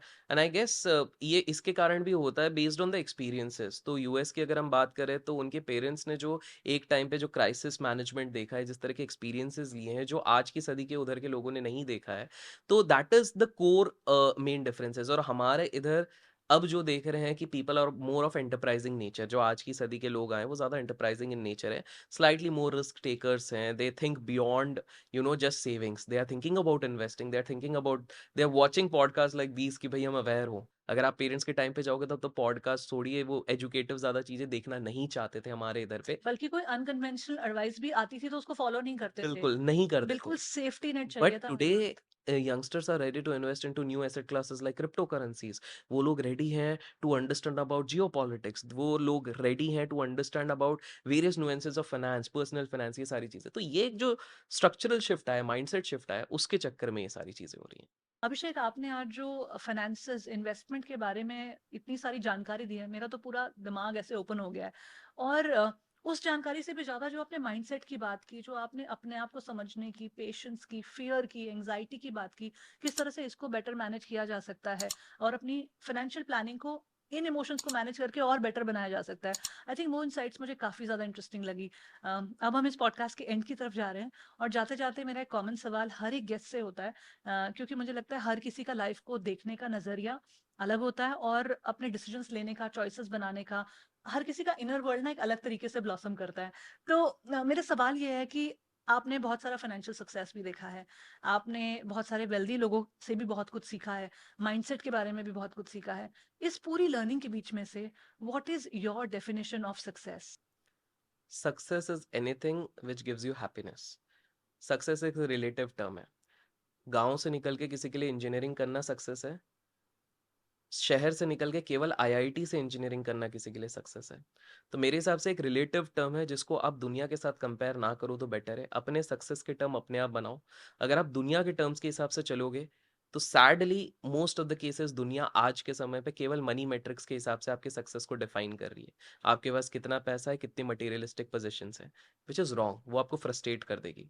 बिकॉज हर व्यक्ति को एक पॉइंट पे समझ में आएगा कि शायद मुझे खुशी मटीरियलिज्म से नहीं मिलती। तो एक व्यक्ति है जो साइकिल पे 3000 किलोमीटर इंडिया में घूम रहा है, शायद उसके लिए वो सक्सेस है। बिकॉज वो खुल के वो कर रहे हैं। जो ऑफिस के कैबिन में बैठ के 4 क्यूबिकल के बीच एक बंदा पूरी जीवन भर सोचता है कि काश एक दिन मुझे छुट्टी मिले, और वो कभी ले नहीं पाता टिल रिटायरमेंट। वहीं पर एक व्यक्ति के लिए शायद सक्सेस ये है कि वो कितने जल्दी अपने कॉर्पोरेट हिरार्की पे ऊपर जाता है। तो success is a relative term. At the end अपने आप से हमको लगता है इंट्रोस्पेक्ट करके पूछना चाहिए कि मुझे एक्चुअल खुशी क्या दे सकता है। सो फॉर एग्जाम्पल मुझे एक्चुअल खुशी देता है लोगों से बात करना, लोगों को अवेयर कराना अराउंड फाइनेंशियल थिंग्स, लोगों को इस सामने जाके उनको बताना, चाहे वो इंस्टीट्यूशंस हो, ऑर्गेनाइजिंग्स हो। इसीलिए this is a very interesting thing. सबको लगता है कि जैसे मैं करीब 6-7 आईआईटीज़ में मेरे को इनवाइट किया गया, आईआईएम्स में बुलाया गया, काफ़ी सारे कॉलेजेस में। सबको लगता होगा ये तो पैसे कमाने जाता है। I don't charge a single dime. But फिर मैं क्यों जा रहा हूँ? मेरा समय जा रहा है, आना-जाना ये सारी चीज़ें। वो मेरे को खुशी दे रहा है, and I think so for me that is a better metric of success as compare to for somebody जिसको लगता है कि नहीं, मेरे पास बैंक अकाउंट का बैलेंस ही मेरा सक्सेस डिफाइन करता है। मोस्टली बैंक अकाउंट का बैलेंस आपको फ्रस्ट्रेशन ज्यादा देगा एक पॉइंट के बाद, rather than considering success. That's my definition of success. तो आपको लगता है कि आप सक्सेसफुल हो? I'm on the verge of getting successful. At the end मैं नहीं चाहता हूँ कि वो जर्नी एंड हो जाए, इसलिए मैं चाहता हूँ कि ये द जर्नी विद इन चलती रहे, एंड ये जितनी थोड़ी लंबी हो सके, द बिकॉज जर्नी विदिन भी चलता रहे। जर्नी विदिन भी चलता रहे, बिकॉज प्रोसेस में मजा आता है। जिस दिन आप गोल पे पहुंच जाते हो वो 1 सेकंड की होती है। फॉर एग्जाम्पल, जिस दिन आप टॉप करते हो वो खुशी 2 दिन की रहती है। लेकिन आप जो पढ़ने का प्रोसेस रहता है, रिगर करते हो, पढ़ते हो, दोस्तों के साथ बातें करते हो, द प्रोसेस इज फन। तो मैं वो चाहता नहीं वो प्रोसेस रुके। तो आई वुड से नहीं, अभी तो मंजिल काफी दूर है, बट हाँ, I am in the process of, on the verge of getting successful. I really hope कि आपका ये सफ़र यूं ही चलता रहे और आप इस सफ़र में बाकी और लोगों की लाइफ में भी फाइनेंस को लेकर और ज़्यादा उजाला लाते रहें। Thank you so much Abhishek for coming on the journey with in podcast. Thank you so much for inviting me, thank you so much. Thank you for watching today's episode. I really hope आपको आज का episode ये पसंद आया। मैंने यहाँ पर इस आई बटन पर प्लेलिस्ट का लिंक लगा दिया है, तो प्लीज़ उस पर क्लिक करके हमारे बाकी के एपिसोड भी देखिए और अपनी लाइफ्स को और अपने इनर वर्ल्ड को मास्टर कीजिए। हमें यूं ही सपोर्ट करते रहिए। Subscribe to the channel, like, comment and share. See you in the next episode. Thank you for watching once again.